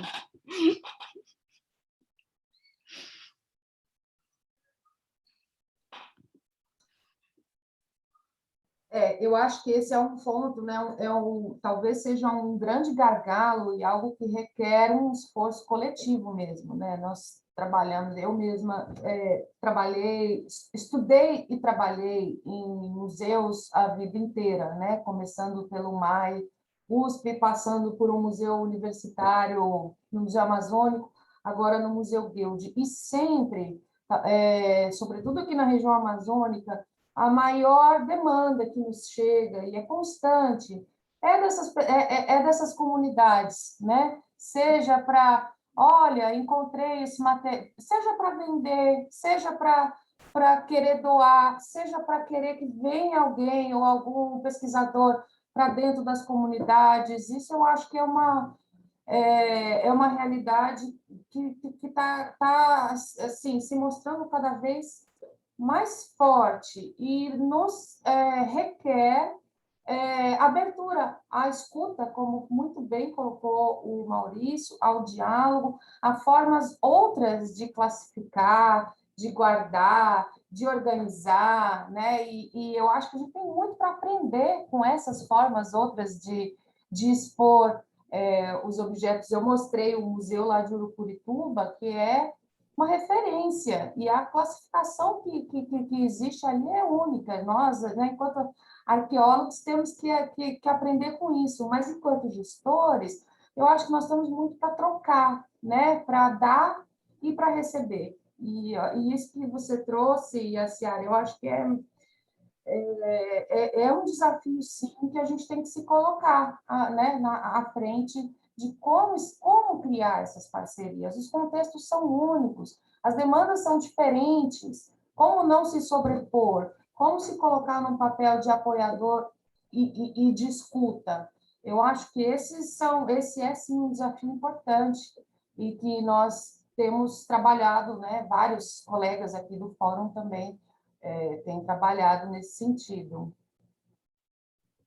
A Manolina Duarte deixou um comentário, né, colega, só queria reafirmar o que já sabem, que a discussão no Brasil está bem avançada, fico orgulhosa de ver. Mencionei hoje em uma banca da Universidade de Liège discussões que ocorreram ontem nesse evento, que estão bem à frente do que se fala por aqui na universidade.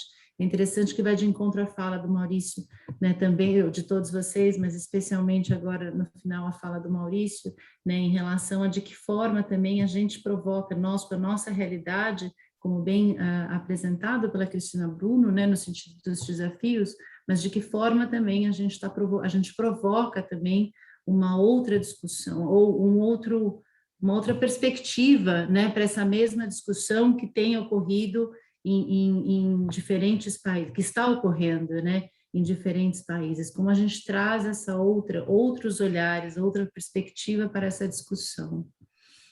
Posso fazer uma colocação? Por favor. Não sei se eu entendi muito bem o que a Ciara colocou, mas eu queria... Eu sempre...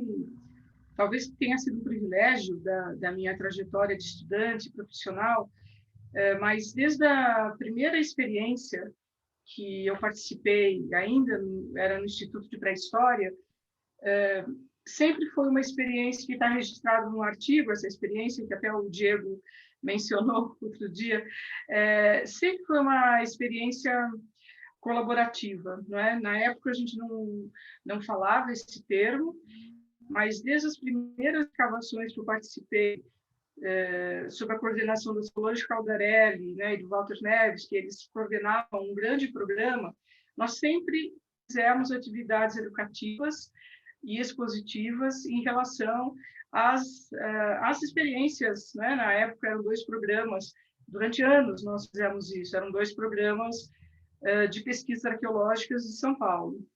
Então, eu nunca, talvez pela minha formação em museologia, que tinha uma vertente social muito expressiva, eu nunca pensei de maneira diferente, por exemplo, que o educativo deve ser que, enfim, que a pesquisa deve ser, que reserva técnica tem que ficar fechada para que ninguém poder acessar, para não atrapalhar o trabalho, enfim. Então, eu sempre, apesar de todas as mudanças institucionais na instituição do trabalho, eu sempre entendi dessa maneira, né?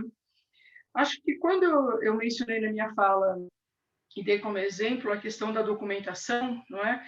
é apenas um exemplo, porque eu acho que aqui mesmo, nesses dias, no nosso fórum, isso foi perguntado, isso foi provocado. Então, eu acho que é um desafio. E, às vezes, às vezes o que acontece... Ixi, caiu? Vocês Não, estão me Cristina, por ouvindo? favor, estamos te ouvindo. É o rapaz do suporte. Por favor, pode continuar falando, Cristina, desculpa. Então, era só para mencionar isso. Então, que nem essa pergunta, não é que a Ciara falou, quem faz a documentação é quem está, que pode fazer a documentação. O que eu percebo é que essas indagações acontecem sempre nas instituições onde tem muitos profissionais, diferentes profissionais, quer dizer, onde essas questões surgem e ressurgem, não é? Não são naquelas instituições ou ações comunitárias, muito pelo contrário, não é? Eu só queria um pouco reiterar, né, o meu ponto de vista.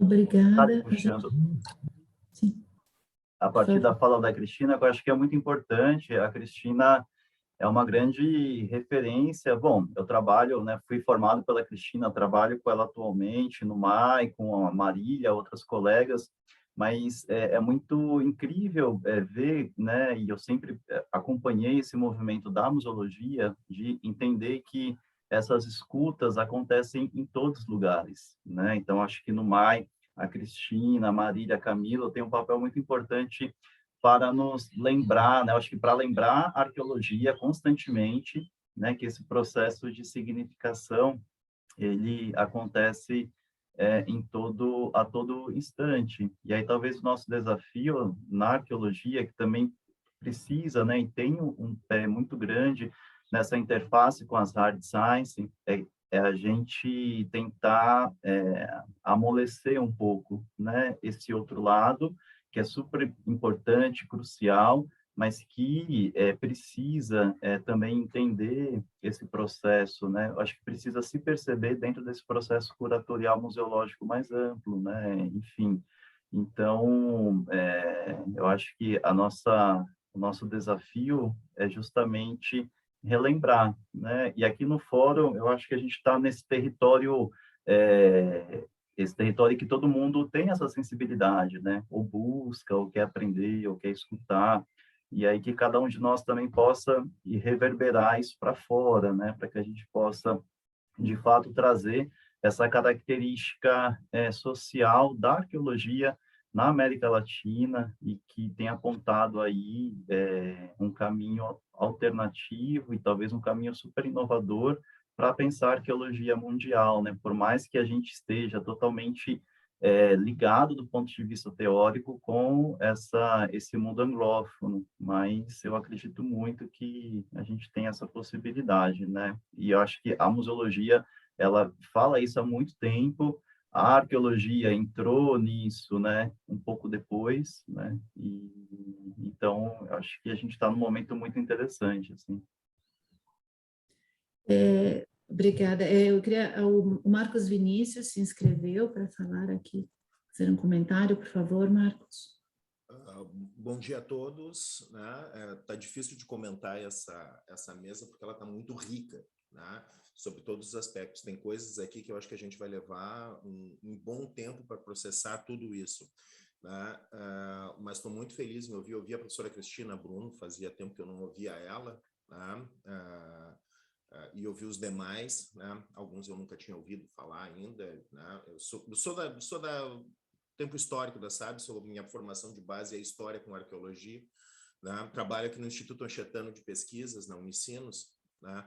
Então vejo muitas questões vocês colocando que a gente se depara muito com o nosso acervo, até porque a gente está repensando algumas coisas aqui nesse momento, né? E vão ao encontro, né, de duas colocações que eu acho que foram muito interessantes. Uma da professora Cristina Barreto, né, que é como lidar com esses diferentes materiais que tem nas coleções, né, inclusive nas coleções arqueológicas, né, acervos zoológicos, acervos botânicos, né? Nós temos um dos maiores, o Anchetano tem um dos maiores herbários, né, do sul do Brasil, né? Uma coleção que começa no início do século XX, né? Temos coleção de zoarqueologia, enfim, temos um acervo bastante variado e que a gente está repensando um pouco disso. Mas eu queria me deter muito, né, acho que nesse aspecto fundamental que a gente muitas vezes esquece e a gente tem que reforçar, né, que a arqueologia é uma disciplina interdisciplinar, ela está no DNA disso. Eu tenho usado isso como bordão dentro da universidade, porque a Unicinos vem falando recentemente muito em interdisciplinaridade, multidisciplinaridade, né, e transdisciplinaridade. Né? Eu costumo dizer, né, que a arqueologia tem na sua essência a interdisciplinaridade, faz parte do DNA. Né? Você não consegue pensar um arqueólogo que não circule, né, pelas diferentes áreas. Tem que saber um pouco de geologia, um pouco de geografia, um pouco de história. Oi, já estou encerrando. Desculpa te interromper, Marcos. Você poderia encaminhar a sua pergunta por uma questão de tempo, se você pudesse fazer a sua pergunta para os nossos palestrantes? Então, eu acho que talvez esse seja o ponto, e a Alejandra Saladino mencionou isso num comentário aqui no fórum, né, no chat, né, justamente isso, de que maneira a gente tem que começar a ver muito mais a arqueologia na sua interface com todas as outras áreas, né, ao lado da museologia, que também é outra área essencialmente interdisciplinar. Né? Eu acho que se a gente firmar nesse tópico, né, que é uma das coisas que é pertinente a essas duas disciplinas e que a gente às vezes se esquece, pensa como disciplina isolada, quando ela, na verdade, está longe de ser uma disciplina isolada. Obrigado, desculpe por me estender, mas é que a gente acaba se empolgando. Muito obrigada, Marcos.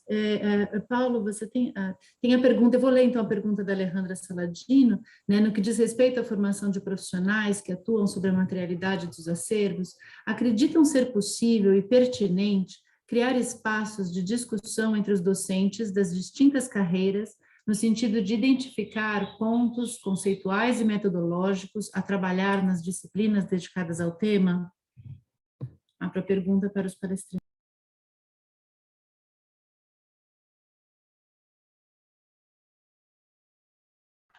Eu acho que é necessário esse trabalho, que, aliás, já vem sendo feito, né, de forma, assim, ainda muito, talvez, menos impactante. A própria Alejandra, não é? É uma grande profissional que se preocupa com isso, mas eu acho que é importante, é muito importante. Eu acho que há uma visibilidade maior nos cursos de arqueologia,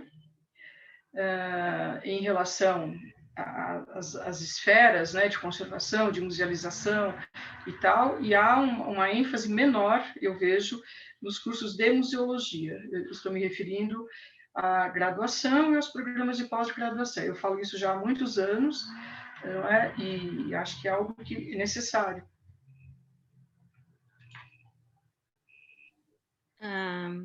Eu atuo na graduação em um curso de conservação e restauração e no curso de belas artes e na arquitetura, e na pós-graduação no programa de pós-graduação em ambiente construído e patrimônio sustentável e um programa de pós-graduação em artes. Na pós-graduação, essa relação tem sido mais forte, mas uma das coisas, existem alguns cursos, poucos cursos de formação em conservação e restauração no país, e uma das carências desses cursos é que eles são muito dedicados à produção, ao restauro na área artística ou de bens integrados, ou papel, pintura e escultura, e não há uma formação qualificada em acervos arqueológicos e etnográficos. Eu acho que essa carência ela é muito significativa. E, Cristina, eu fui chefe do Laboratório de Conservação e Restauração no MAI. Eu trouxe da especialização do SECO, mas eu tive que aprender na prática dentro do MAI o restauro arqueológico, que não havia uma formação no país. Então, eu acho que a carência de formação, a interdisciplinaridade é real, mas eu estou falando por experiência própria. Você transferir de uma área de conhecimento para outra as relações materiais, ela é muito complexa, principalmente porque a gente quase não trabalha com indústria lítica, com esqueletais, com materiais orgânicos como as essicatas, como os enterramentos que têm material orgânico. Eu acho que a questão técnica ela é muito complexa nesse processo. As pesquisas de mestrado e doutorado tentam dar conta disso, mas essa falta de formação de base é muito complexa. E aí eu queria só pontuar uma coisa política muito séria que acontece nesse país. Desde a negação da Dilma Rousseff em 2015 ao reconhecimento da profissão de conservador-restaurador, até uma medida provisória editada pelo Temer, que retirou do quadro das universidades a profissão de conservadores-restauradores, essas duas ações políticas elas foram muito impactantes para a área, o que é uma perda, eu considero uma perda. Então, acho que a gente precisa entender esses limites de falta de entendimento de áreas também específicas, além da interdisciplinaridade, as áreas disciplinares. Eu acho que falta entendimento. Teve um documento assinado pela ANPU há uns anos atrás, priorizando a área de arqueologia, mas desqualificando a área de museologia e a área de conservação, enquanto área de pesquisa. Eu acho que há um grande volume. Uma das coisas que eu estou participando, que eu acho muito importante, que é uma discussão internacional, que a MEI Cassar tem liderado, é a discussão sobre a demanda de se ter uma área chamada Heritage Science, né? Ciência do patrimônio, uma área transdisciplinar, que abarque as competências específicas, mas que faça esse processo de sinergismo dessas competências específicas na discussão para aquilo que a gente quer. A gente quer estudar, a gente quer expor, a gente quer preservar, a gente quer integrar. Eu acho que a gente não quer brigar, a gente está todo mundo querendo que o patrimônio arqueológico, o patrimônio de museu seja um patrimônio preservado, né? Porque ele tem muito a dizer para o mundo, para as pessoas, nas suas identidades e coletividades e na diversidade. Então, eu acho que isso daí é uma coisa importante.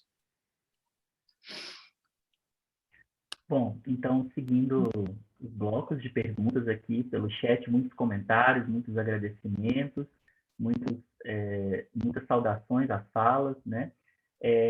Bom, a Raquel agradece as falas também, diz que é criada em Tefé e que o afeto para conhecer a história sobre a sua terra, né, a trouxe à arqueologia, onde é graduanda. Agradece aí ao Maurício por ter relacionado essas pessoas e na fala dele, né?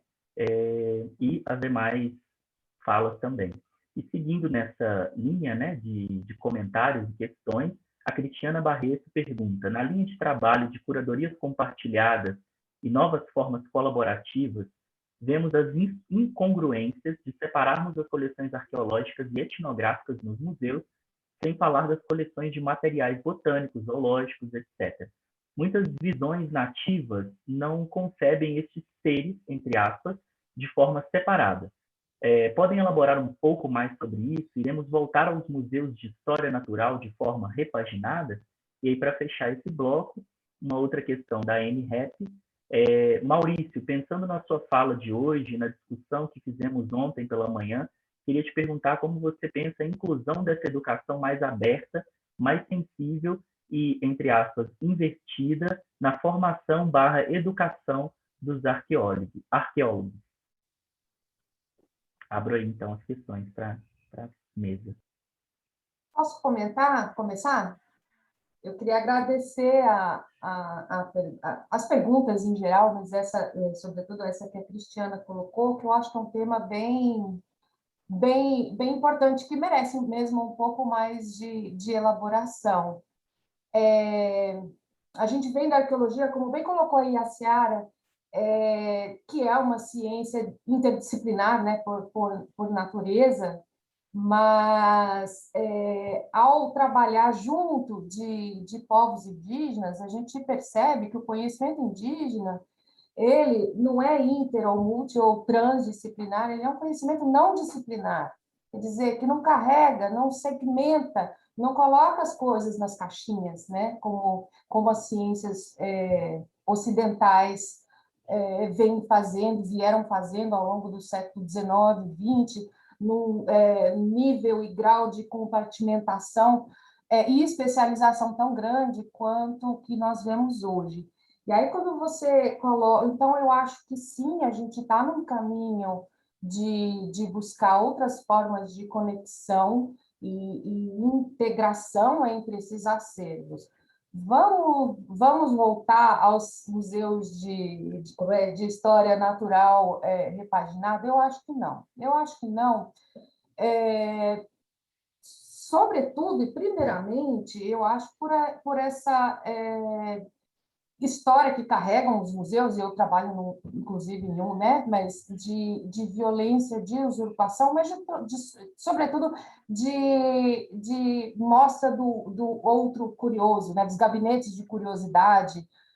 Eu acho que aí mora a essência dessa perspectiva que nós vamos carregar para o século XXI, que é de olhar a partir de outros olhares, aprender outros olhares, outras formas de documentar, outras formas de classificar, outras formas de guardar e de apresentar e de expor.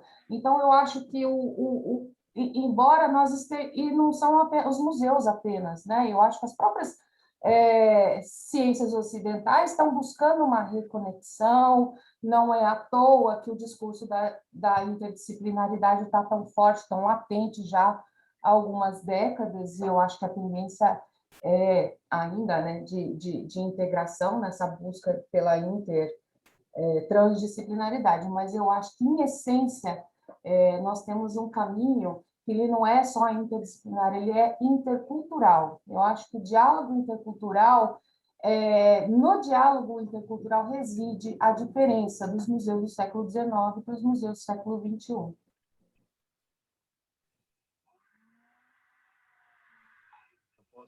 Eu vou comentar a pergunta da Anne, ela é muito boa, e eu também acho que convido a todo mundo a pensar nesse sentido.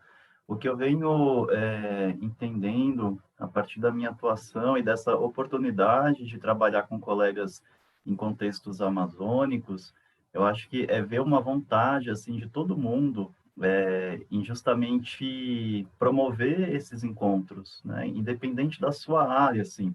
Então, eu acompanhei o trabalho da professora Anne e do Cláudio, por exemplo, na comunidade de Tauari, encontrando essas urnas que eu trouxe na foto, e foi incrível ver assim a atuação, né, deles e também de toda a equipe, da Marjorie, Cazu, Mariana, nesse sentido da nossa preocupação em estar em relação, né, independente da nossa área. Então, eu acho que de partida, esses contextos comunitários e esses espaços que a gente tenha uma conexão muito forte das populações com seus territórios, tem apontado para nós, acho que tem feito um chamado em relação à nossa prática, de que ela só faz sentido justamente nessas conexões mais íntimas com a sua função social. Mas aí, nesse sentido, a gente também tem um problema, né? Então, se todo mundo é educador, né? Então, quem de fato é educador, né? Então, a gente precisa, acho, pensar nessas duas vertentes, assim, eu acho que todo mundo precisa, né? A gente tem essa dimensão em nossa prática, em nosso papel social, em nossa visão de mundo, e também a gente tem que fornecer meios e subsídios e criar políticas públicas para que também essas áreas se fortaleçam. Então, a área educacional no país, ela vem desde sempre passando por uma série de problemas, de ataques. Tivemos agora a reforma com a BNCC, que também traz uma série de problemas do ponto de vista de uma formação crítica. Então, você pega o nosso ensino médio atual, tiraram boa parte das disciplinas voltadas para as questões das ciências humanas. Então, a gente tem um projeto de país que busca, digamos, formar pessoas técnicas para operar os seus trabalhos, né? E o que a gente quer, claro que as pessoas também têm que ter esse tipo de formação, mas talvez o nosso desafio maior é promover uma formação crítica, né? Então, eu acredito muito nisso, Anne, que eu acho que esses contextos que a gente vem trabalhando têm apontado, né? E a gente tem que construir isso juntos, assim, eu acho que todo mundo com as suas áreas, tentar entender essas nossas dimensões e também fortalecer esse campo específico.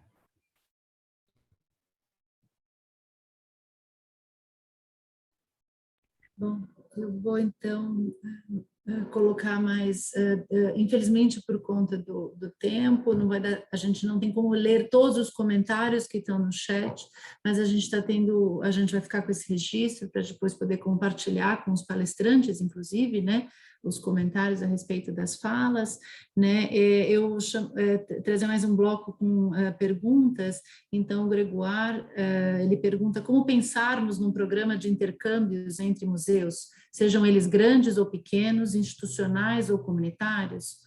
E a pergunta do Mário Polo, né, experiências da Denise Pose no Pachacamac, da Helena Nogueira, e pensando nesse eixo de cumplicidades de que falou Cristina, fiquei aqui pensando nas modalidades de interação e engajamento de diferentes profissionais nas instituições e nos desafios atuais diante da precarização do trabalho no país, quando muitos de nossos profissionais de museu são terceirizados ou estagiários por períodos muito curtos. Enfim, como lidar com essa realidade, gerar redes fortes e cumplicidades de fato entre esses diferentes agentes? O que a arqueologia tem a oferecer a esses diferentes trabalhadores e parceiros?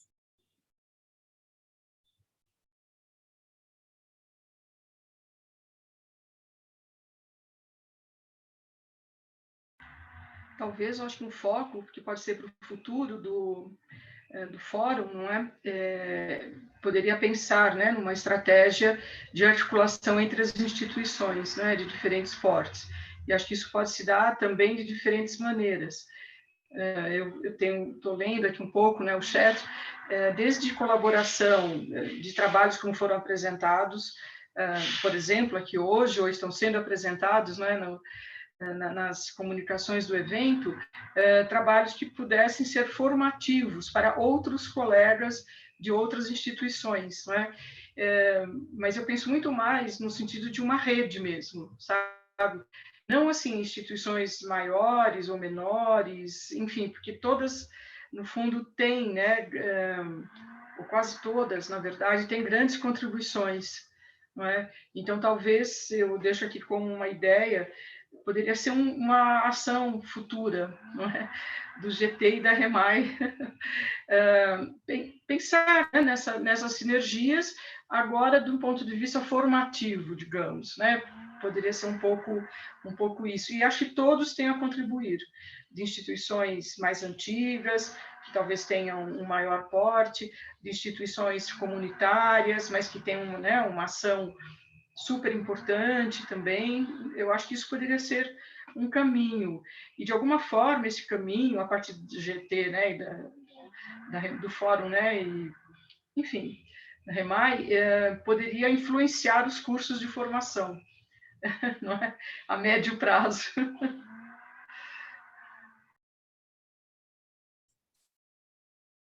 Mais alguma colocação? Eu faço coro às palavras da Cristina. Eu me lembro que a gente discutiu muito isso no Rio de Janeiro. Eu acho que vale a pena retomar. E principalmente, assim, dizer que esse fórum, todo ano que nós passamos de discussão, mas que nós coroamos com esse evento, é um exemplo disso. A gente está avançando, estamos andando, estamos num caminho muito bom. Eu acho que se a gente continuar, estamos no caminho para essas demandas e essas questões colocadas. Eu acho que a próxima gestão do fórum tem muitos desafios, mas estamos num caminho muito bom. Gente, eu vou ter que fazer o papel chato de interromper devido ao horário. Foi brilhante, foi um presente ouvir essas 4 falas que emocionaram muitas pessoas, está todo mundo comentando aqui no chat. Com certeza a gente avançou nessa discussão interdisciplinar, a gente tem muito a avançar ainda, e a gente com certeza vai expressar e refletir sobre como a gente pode construir esse caminho a partir desses desafios e colocações que vocês nos trouxeram hoje, nessa primeira parte da manhã, agora na segunda parte, quando a gente vai juntos tentar construir essa carta. Muito obrigada mesmo pela presença de vocês, pelas falas inspiradoras. A gente vai fazer um rápido intervalo de 10 minutos para tomar uma água E daqui 10 minutinhos a gente volta, então, para a nossa plenária final e vamos juntos construir esses encaminhamentos, dessas reflexões tão ricas que vocês nos trouxeram. Até daqui um pouquinho. Solta a música,